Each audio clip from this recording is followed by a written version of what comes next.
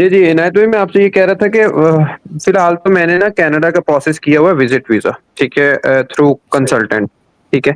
तो उनका कोई लॉयर्स हैं, इमिग्रेशन लॉयर्स हैं उनके अपने ही ना वहाँ पे, तो उन्होंने कहा था कि आपका स्टेटस जो है हम चेंज करवा देंगे वर्क में ना लेटर ऑन जब आप चले जाएँगे, ठीक है? उसके अलावा भी मेरे पास एक ऑप्शन है जो मैं आपसे डिस्कस करना चाह रहा था, जो मुझे ज़्यादा सूटेबल लगता है।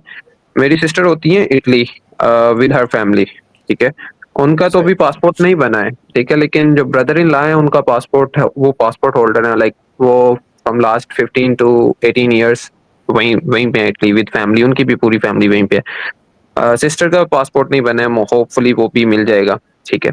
तो अगर मैं उनसे इन्विटेशन मंगवा के टूरिस्ट वीज़ा लगवाऊँ, ठीक है? और वो लगवा के अगर मैं वहाँ पे इटली थोड़ी देर स्टे करके तो स्पेन जाके तो वो पैड्रोन जो आपने बताया वो आपकी वीडियो से मैंने देखा हुआ है, ठीक है? वो अगर करवा दूँ, तो क्या ये पॉसिबिलिटी बन सकती है या नहीं? जी, हसन भाई देखिए, पहली बात तो ये है कि आप यूके में बैठे हुए हैं और अगर आपने जो है वो यूरोप का वीज़ा लगवाना है, किसी भी मुल्क का वीज़ा लगवाना है तो आपको जो है वो किसी भी स्पॉन्सर लेटर की ज़रूरत नहीं है। आप हुँ, स्टेट हुँ। पे एक एप्लीकेशन डालें, एप्लीकेशन की बेस के ऊपर जो है वो आपको जो है वो वीज़ा मिल सकता है, कोई इतना बड़ा ये मसला नहीं है।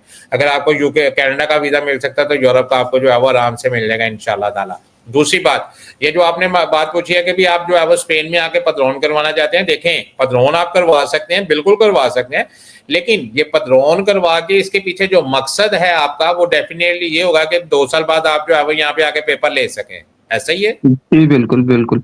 जी, तो आप जो है वो अगर आपकी थोड़ी-सी स्टडी हो, थोड़ी-सी अगर आप रिसर्च करें ना तो यूरोप के ऊपर 12 अक्टूबर 2025 से एक नया सिस्टम उन्होंने लगा दिया हुआ है जिसको हम अपनी लैंग्वेज में बोलते हैं एंट्री एग्जिट सिस्टम ईईएस। हाँ, हाँ। उसकी वजह से अब अगर आप जो है वो यूरोप में आएँगे विज़िट वीज़े के ऊपर तो जब आप बॉर्डर से एंटर होंगे, किसी भी एयरपोर्ट पे एंटर होंगे, तो वहाँ पे आपको एक डिजिटल मशीन मिलेगी जो आपके फिंगरप्रिंट भी ले लेगी, वो आपकी तस्वीर भी उतार लेगी, आपका पासपोर्ट और स्टिकर भी जो है वो स्कैन कर लेगी। दैट मीन कि वो अ आपको परमिशन देगी आप चले जाएँ और जैसे ही आप वहाँ से पदरौन करवा के वापस बाहर निकलेंगे, तो वो आपका नाम जो है वो शेंजन इन्फॉर्मेशन सिस्टम में डाल देगी कि ये जो हसन साहब हैं, ये हाँ, 5 हाँ। दिन, 2 दिन या 4 दिन सिर्फ यूरोप में रहे हैं, उसके बाद ये यूरोप से चले गए थे। पहले हाँ, ये हाँ। चीज़ें जो हैं वो वर्क करती थी, पहले ये सिस्टम जो है वो चल जाता था कि लोग यहाँ पे आते थे, पदरौन करवाते थे, चले जाते थे, लेकिन इसी चीज़ को रोकने के लिए एंट्री एग्जिट सिस्टम इन्होंने मुतारफ़ करवाया है।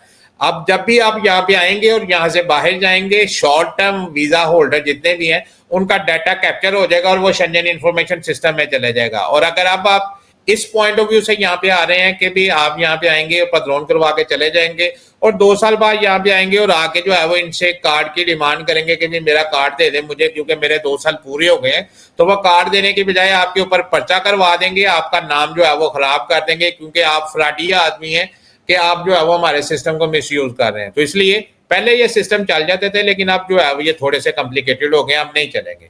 सही है, इनायत भाई शायद आपने ना वो गलत सुना है, मैं